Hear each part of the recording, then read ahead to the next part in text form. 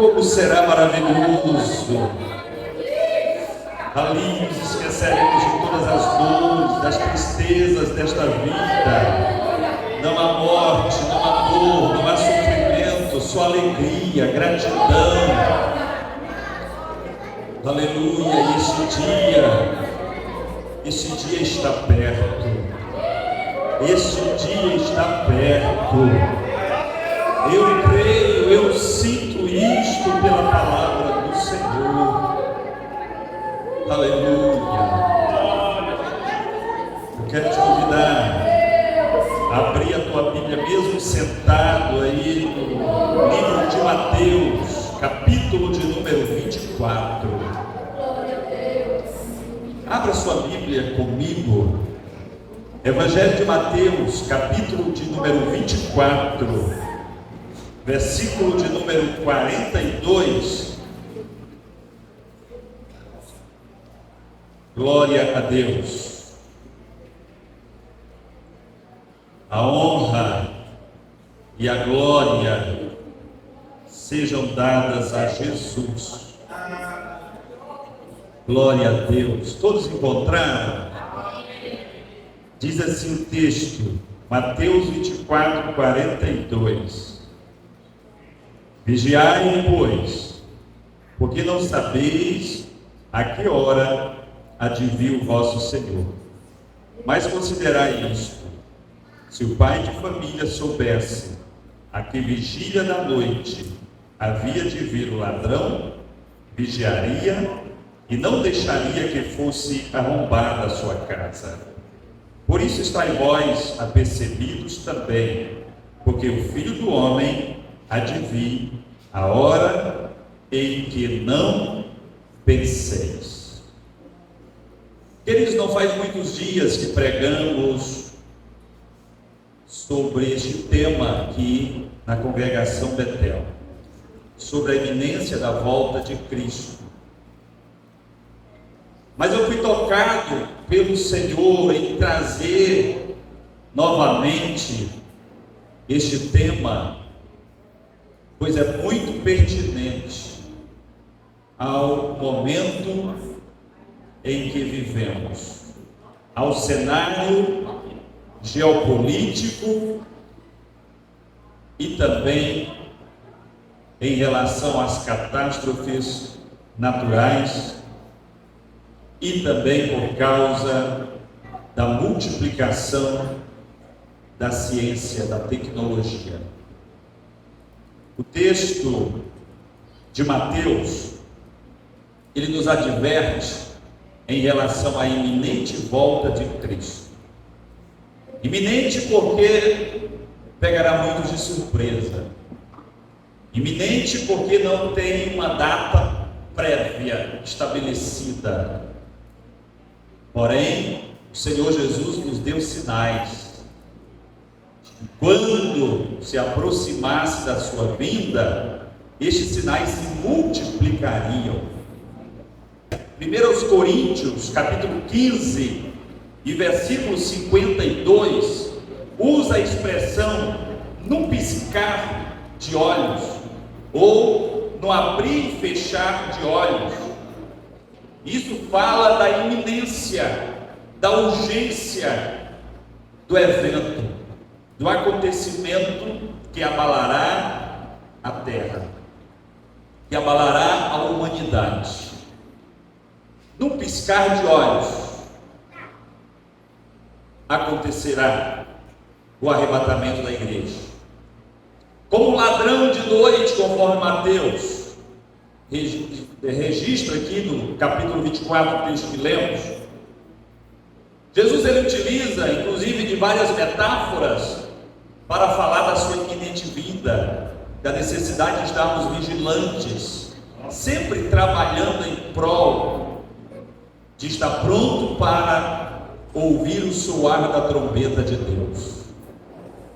O arrebatamento da igreja é uma doutrina bíblica e que quase não se prega mais na atualidade em muitos círculos evangélicos.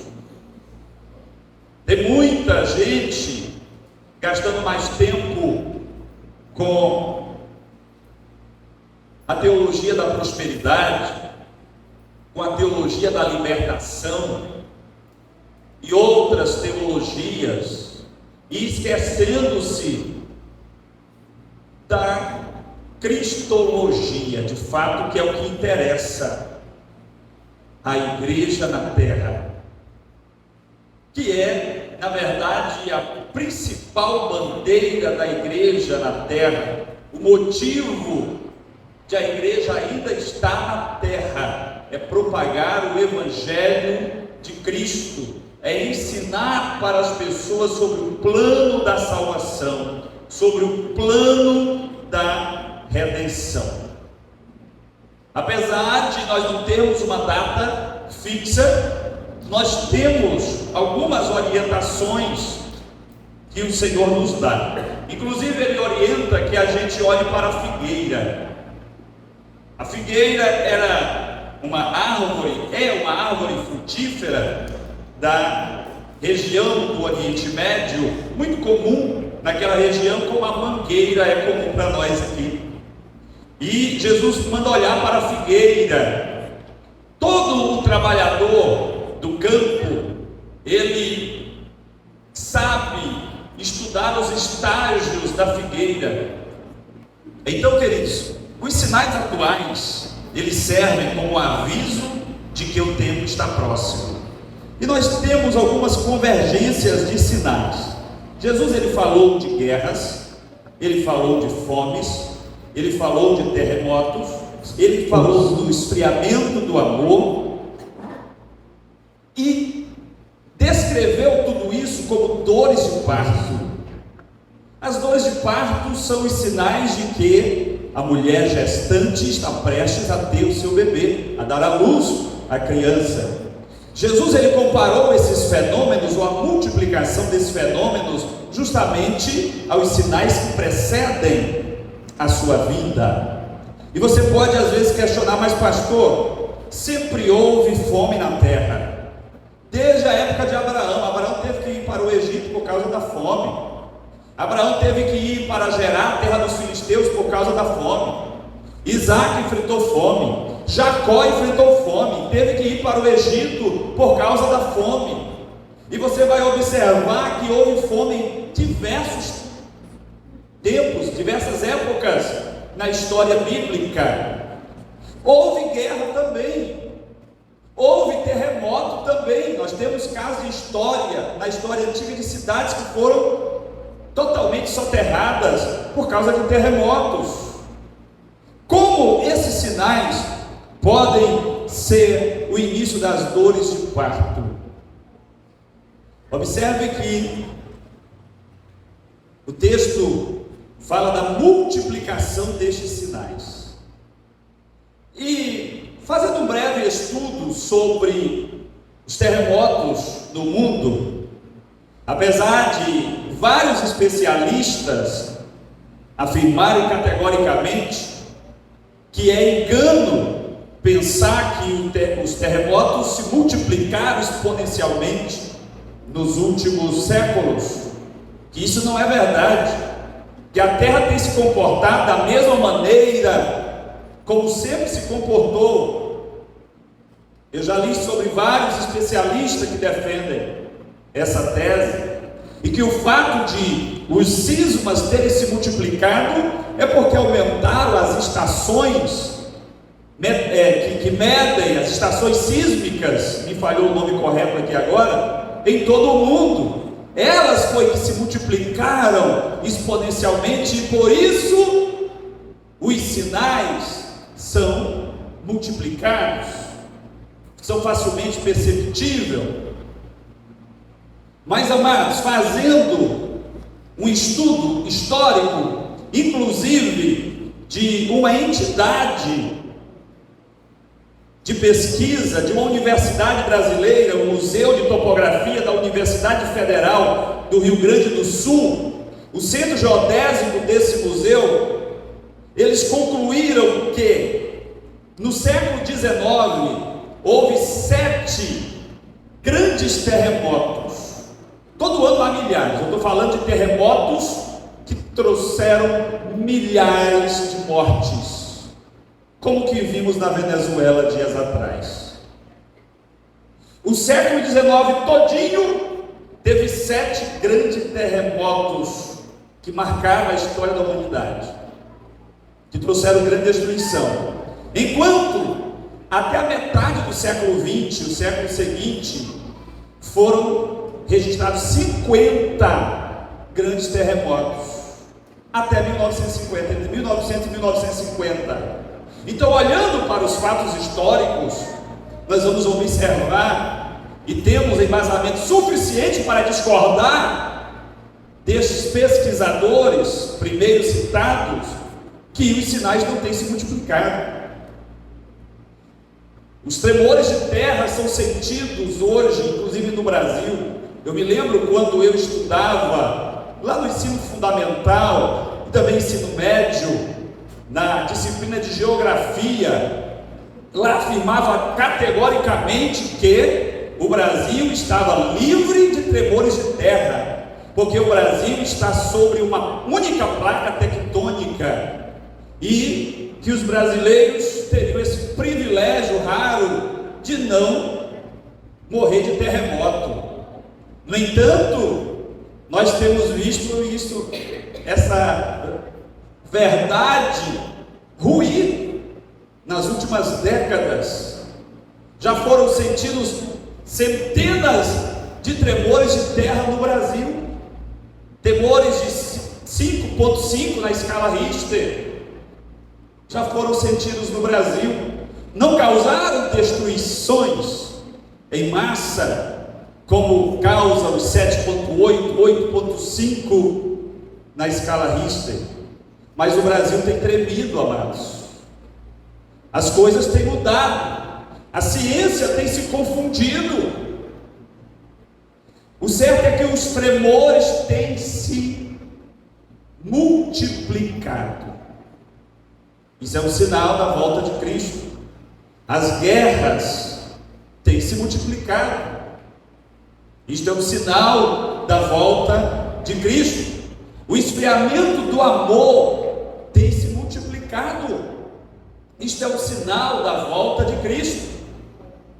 E quando eu falo esfriamento do amor, eu não estou falando só do fervor da igreja em servir a Deus.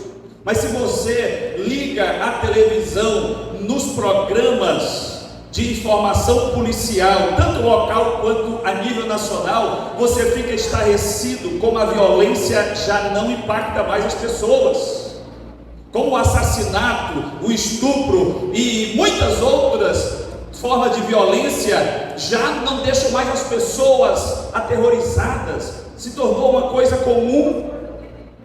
O amor tem se esfriado no coração das pessoas, e trazendo para a realidade cristã evangélica, nós temos sentido nos últimos tempos a dificuldade de termos uma igreja comprometida, fervorosa, que realmente venha impactar com a pregação do evangelho, com o testemunho fiel a Jesus Cristo. Não estou falando do nosso caso especificamente, mas no contexto geral, tanto nacional quanto até mundial, nós temos sentido essa dificuldade.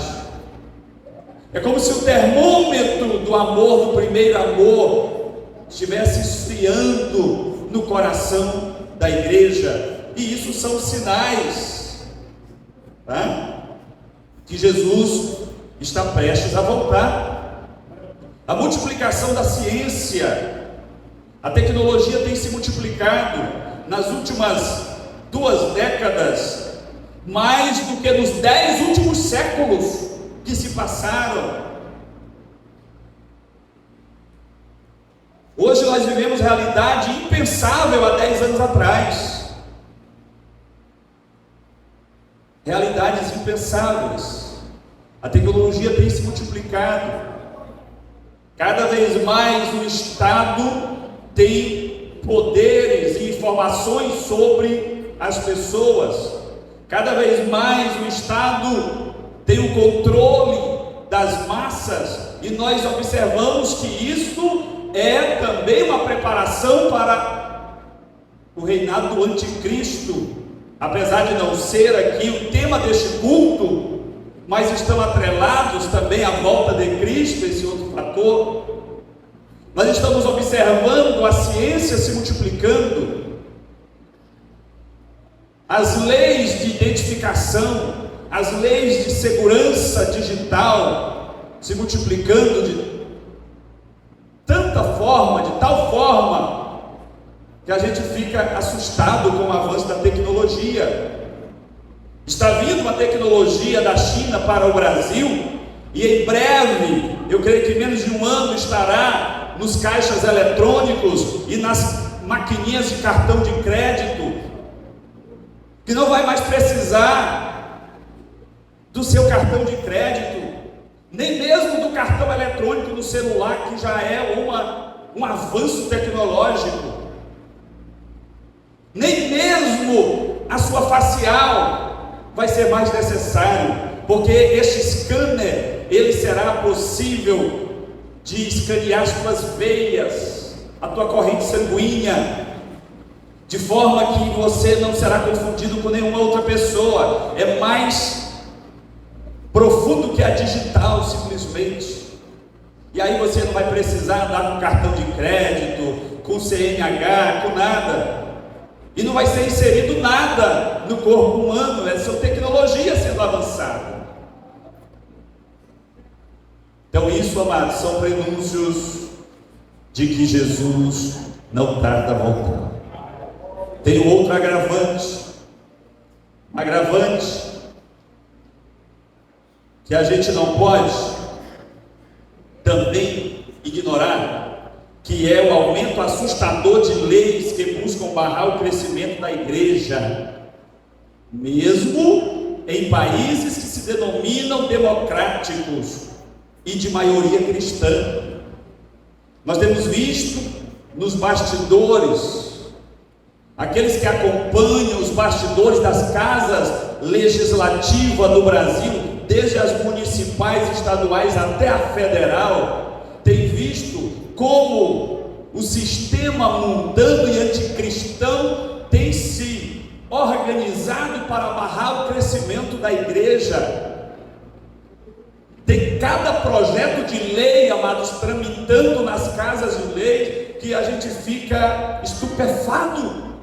E nós precisamos vigiar, porque tudo isso são prenúncios do fim.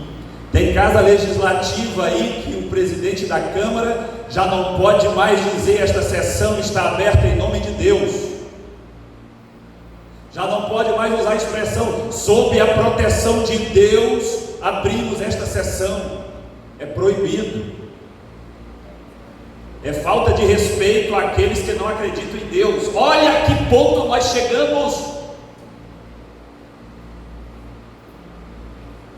Pastores sendo processados porque citam textos bíblicos sobre coisa tão simples, como, por exemplo, dizer que a mulher deve ser submissa ao seu marido. Tem um projeto de lei para proibir essas coisas. E a gente observa que a nossa liberdade está sendo cerceada a cada momento. Não feche os teus olhos para isso. Ore para que você esteja pronto, atento ao soar da trombeta de Deus. O mundo está relativizado de tal forma que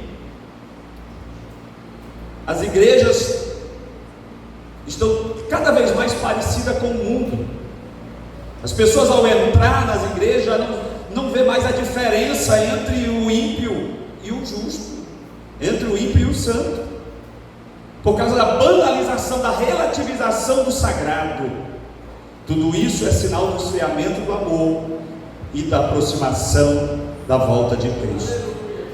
E qual deve ser a resposta da igreja em relação a todo este cenário, queridos? Primeira resposta: santidade. Santidade ao Senhor. Sejamos santos.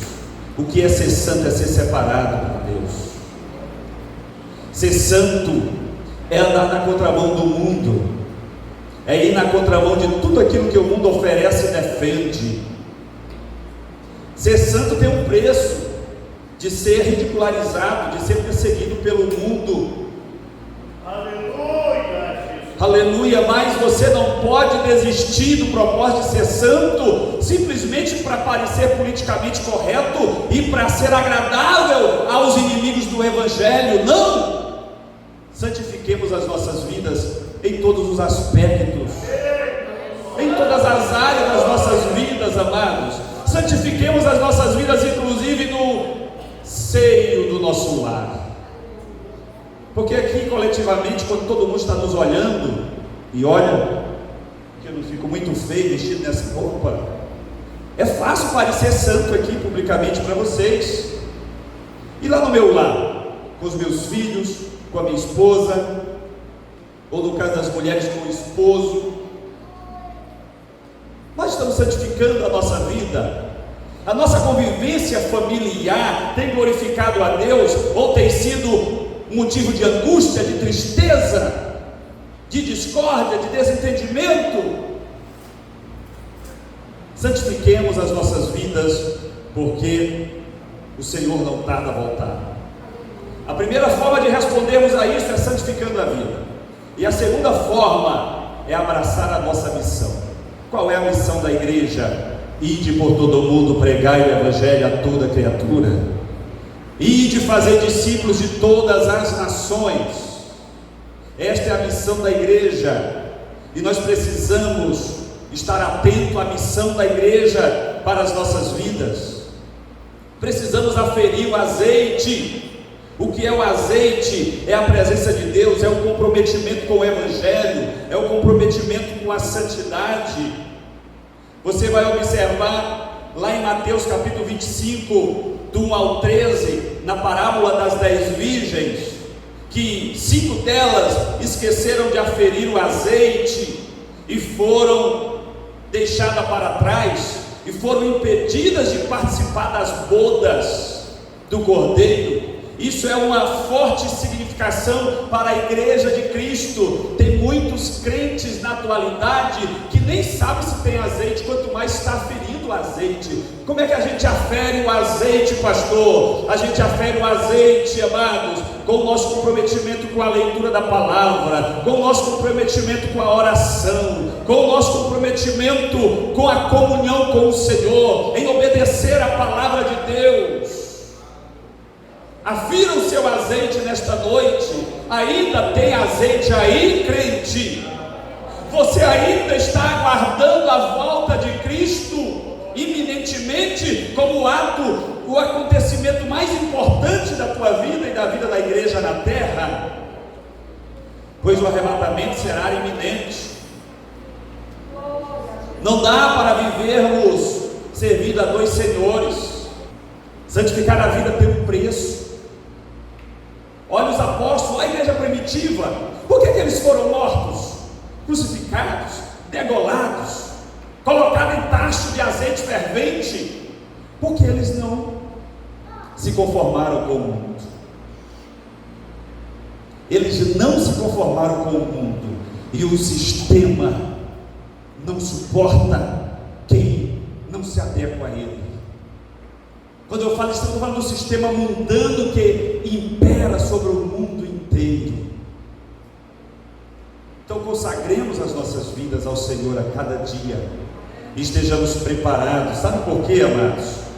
Porque o arrebatamento da igreja precisa continuar sendo a bendita esperança da igreja.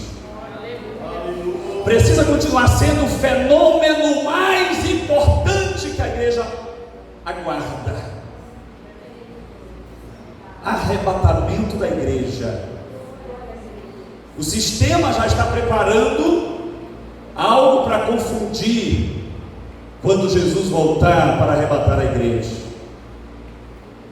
Olha a questão dos OVNIs, dos aparelhos e pessoas extraterrestres está sendo divulgado como nunca na nossa era. E Jesus disse: se aqueles dias não forem abreviados, até os escolhidos se perderão. Então, amados, vem coisa grossa por aí. Viver o Evangelho hoje é renunciar ao mundo, os prazeres e a própria vida. Então, quando a coisa apertar, lembre-se dessa palavra, lembre-se desse sermão. Pode não ser agradável aos ouvidos, mas essa é a verdade. Aleluia. E nós precisamos estar atentos, porque os sinais estão aí. Os sinais estão aí. E Jesus quer arrebatar a sua igreja pura, santa, imaculada. E eu me esforço todo dia para ser parte desta igreja pura, santa e imaculada. Que o Senhor te abençoe, que o Senhor nos abençoe e tenha misericórdia de nós. Convido você a ficar em pé. Senhor, estamos na tua presença nesta noite, ó Deus, reconhecendo os nossos pecados, o quão pecadores somos, o quão indignos somos, Senhor.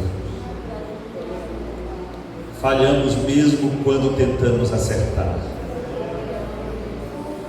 Tenha misericórdia de nós. Perdoa as nossas falhas, Senhor. Perdoa as nossas transgressões, pois são muitas. Aleluia. Sela-nos com teu Espírito Santo, Senhor.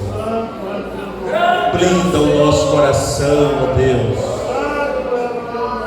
Ó, seu inimigo tem tentado confundir muitas mentes.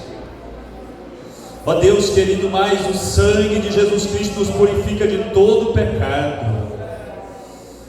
E eu repreendo agora todo espírito de acusação de sobre os teus filhos, Senhor.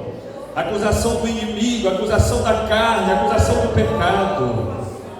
Ó Deus, purifica-os com sopo para que eles sejam limpos e agradem ao Senhor, e estejam prontos para o arrebatamento da igreja.